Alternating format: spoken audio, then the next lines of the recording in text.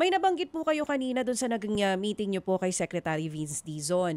Ilan po dyan sabi nyo nga clean ranks, file charges dun sa mga posibleng kasapakat dito po sa flood control projects na maanomalya, promote those who are deserving, and then nakalagay din po dito, sinasabi nyo kanina na pinatitignan din yung internal policies and procedures sa pag-bid para po masiguro na it is done with integrity. So ibig sabihin po nito sa dami ng kailangan pong asikasuhin at ayusin ni Sec Vince dito po sa ahensya, you will be working with him hand by hand hanggang sa hindi po panatatapos itong paglilinis sa DPWH at pagpapanagot dun po sa mga involved? Good morning, Chacha. Yes, of course, as long as he needs me, if he asks for my help, but I try not to give unsolicited advice. If I'm asked, certainly I will help him. Oo. So, sir, kung sakaling kayo po ang tatanungin, kung sakali lang hingang kayo ng advice dito ni Secretary Vince, organized quality assurance. Sa ngayon po kasi, ang nag-check ng mga projects natin is also the district engineers, kung tapos ba, maayos ba. Pagdating po dito sa quality assurance na gagawin po sa DPWH, mas okay po kaya kung pribado na sektor ang mag-check po nito, wag na under DPWH?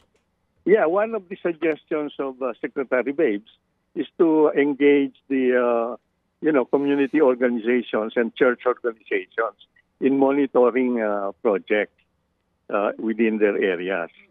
I think that will help, no?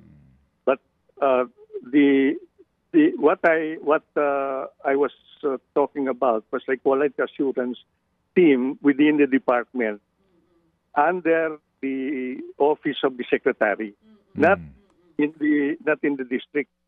Because that would be self-serving, no? It has to be from central office. Tama po, opo. And then, last na lang sir, kasi nabanggit nyo rin po na napag-usapan po how to manage political pressure. Ano po naging advice nyo kay Secretary Vince dito? Alam mo, I'm very glad to see that I think he has the full support of the President. Because with that full support, half of the battle is won. And the President has to make it known that he he has the back of Sec Vince. Otherwise, mahihirapan